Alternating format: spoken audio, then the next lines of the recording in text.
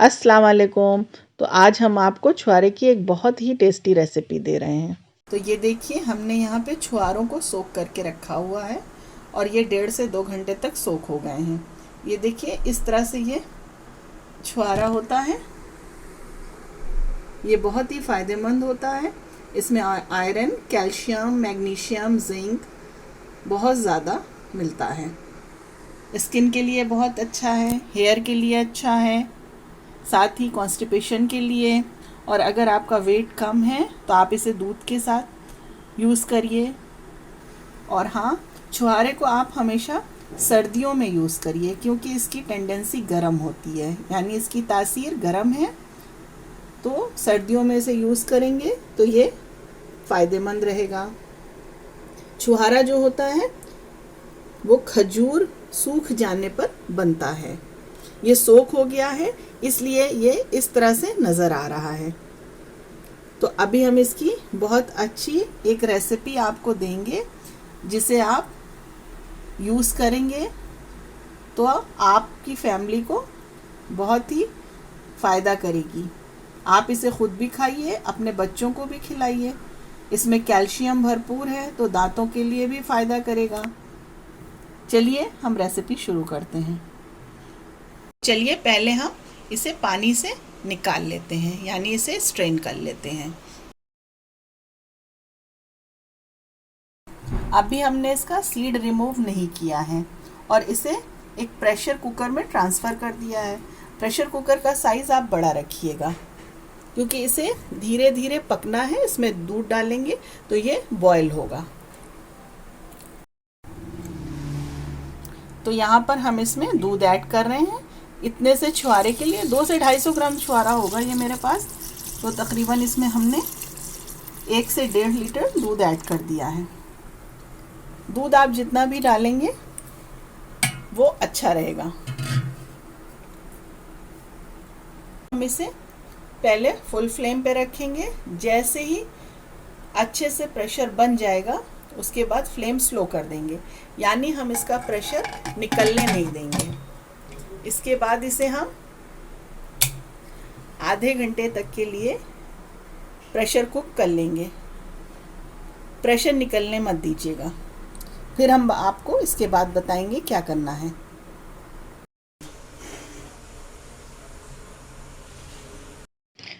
चलिए अब इसे चेक कर लेते हैं। तो ये देखिए, ये अच्छे से पक गया है और टेंडर हो गया है, लेकिन इसमें अभी दूध काफ़ी बचा हुआ है। आप चाहिए तो इसे ऐसे ही यूज़ कर सकते हैं, लेकिन हम इसे ड्राई करेंगे। ये हम आपको चेक करके दिखा रहे हैं, ये टेंडर हो गया है। तो इसको हम और अच्छे से ड्राई करने के लिए फिर से इसे तेज़ फ्लेम पे पका लेंगे। बीच बीच में चेक करते हुए इसका दूध ड्राई होने तक इसे पका लेना है।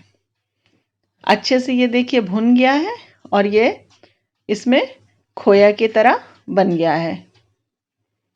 अब हम इसे एक ट्रे में निकाल लेते हैं और इसे ठंडा होने देते हैं।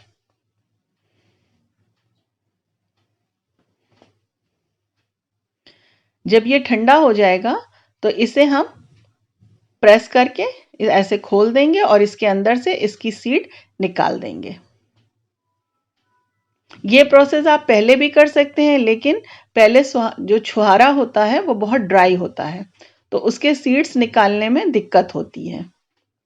इस तरह से जब ये टेंडर हो जाए तो इसको ठंडा करके इसके सीड्स को रिमूव कर दीजिए। तो इस तरह से सारे सीड्स हम रिमूव कर लेंगे। तो ये हमारा मज़ेदार सा दूध छुहारा बनके तैयार है, जो बहुत हेल्दी है। हमने आपको बताया था इसमें बहुत सारी चीज़ें पाई जाती हैं। आप इसे सर्दियों में ज़रूर बनाइए और 2-4 छुहारे रोज़ बच्चों को और ख़ुद भी यूज़ करिए और अपने हस्बैंड को भी दीजिए, और बूढ़े अगर आपके घर में हैं तो उन्हें भी खिलाइए। ये सबके लिए बहुत ही फ़ायदेमंद है। हम इसे अक्सर बना लेते हैं। अक्सर क्या सर्दियों में ज़रूर बनाते हैं 1-2 बार। तो बस अब आप इसे स्टोर कर लीजिए। जब इसे खाना हो तो इसे हल्का सा गर्म कर लीजिए। एक बार आप इसे ट्राई करिए, इंशाल्लाह आपको हमारी ये रेसिपी बहुत पसंद आएगी।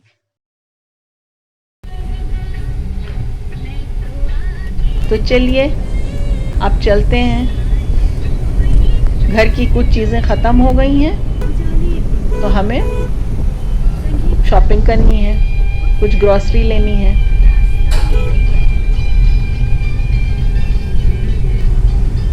तो यहाँ पर हम हस्बैंड के साथ मार्केट जा रहे हैं। तो ये हमारी दालें वगैरह ख़त्म हो गई थी, ये हम लेकर के आए हैं। तो आज हम आपको बताएंगे इन्हें आप कैसे स्टोर कर सकते हैं अगर आप इन्हें ज़्यादा क्वांटिटी में ला लेते हैं। हम तो थोड़ी ज़्यादा क्वांटिटी में लाते हैं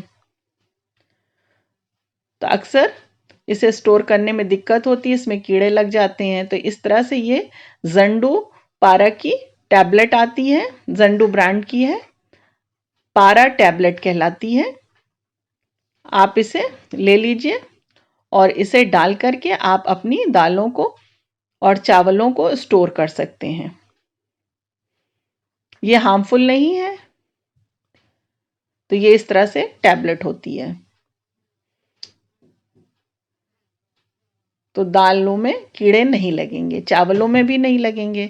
तो ये इस तरह से एक क्लॉथ का पीस लीजिए, उसमें 1-2 टैबलेट डाल दीजिए और इसे इस तरह से सील पैक कर लीजिए।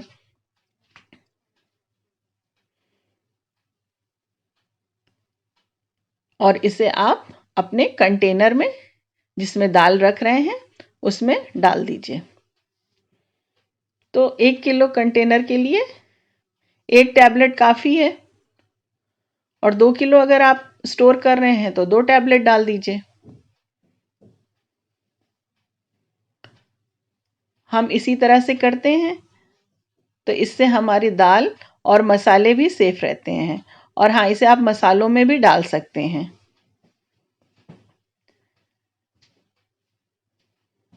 इस तरह से हमने इसे कंटेनर में डाल दिया है।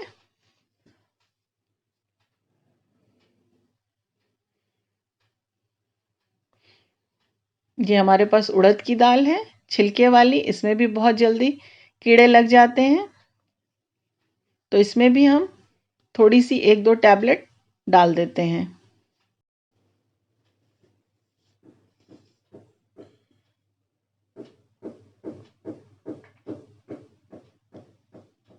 इस प्रोसेस से रखने में हमारे दाल, मसाले, चावल काफ़ी दिनों तक चल जाते हैं।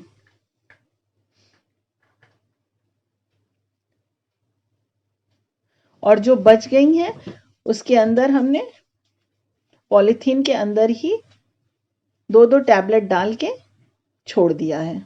उसे हम स्टोर रूम में रख देंगे। किचन में हम कंटेनर में थोड़ा सा अलग रखते हैं। बाकी जो बच जाती हैं उन्हें एक बड़े कंटेनर में एक साथ रख लेते हैं।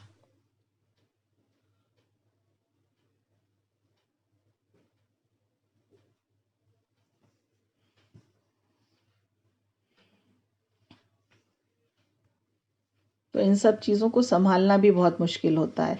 यह हमारे पास काबुली चने हैं जिससे छोले बनते हैं। तो इसे तो हम फ्रिज में स्टोर करते हैं, तो इसमें इस टैबलेट को डालने की ज़रूरत नहीं है। अगर आप बाहर स्टोर करते हैं तो इसमें भी ज़रूर डालिए। ये ब्लैक वाला चना है, इसे भी हम फ्रिज में रखते हैं, तो इसमें भी हम डालेंगे नहीं। अभी इसे साफ भी हमें करना है।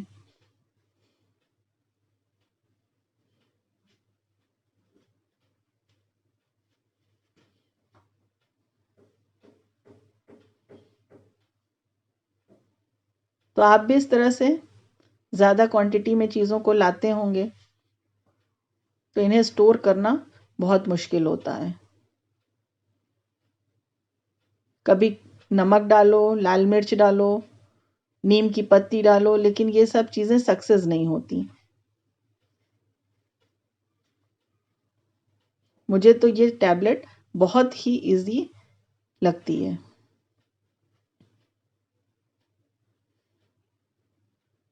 स्पेशली चावलों के लिए।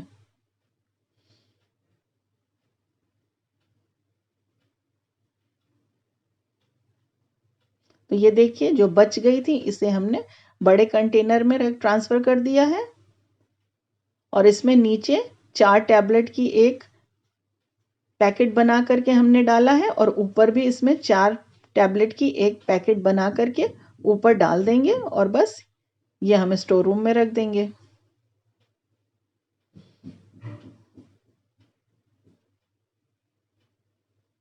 तो फ्रिज में जाने वाली चीज़ें अलग तैयार हो गई हैं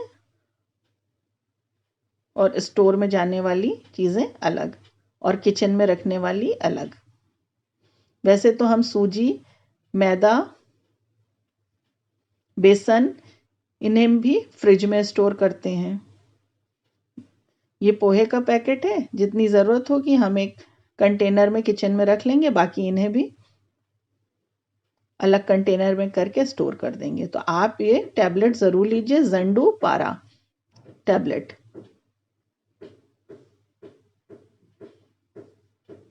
हमने आपको बताया था इसे हम गरम मसाले में भी ऐड कर देते हैं। तो ये हमारे गरम मसाले जिन्हें हम स्टोर रूम में रखते हैं, उसमें भी ऐसे ही 2-2, 3-3 टैबलेट का 2-3 छोटे-छोटे पैकेट बना करके उसमें ऐड कर देते हैं। बाकी जो ज़रूरत का थोड़ा बहुत मसाला होता है वो किचन में स्टोर कर लेते हैं छोटे-छोटे कंटेनर में।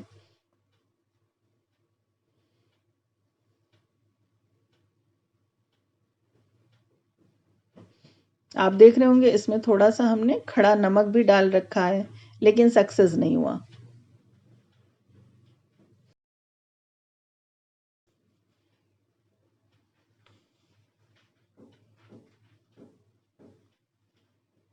तो इस तरह से ये मेरा सारा काम कंप्लीट हो गया है।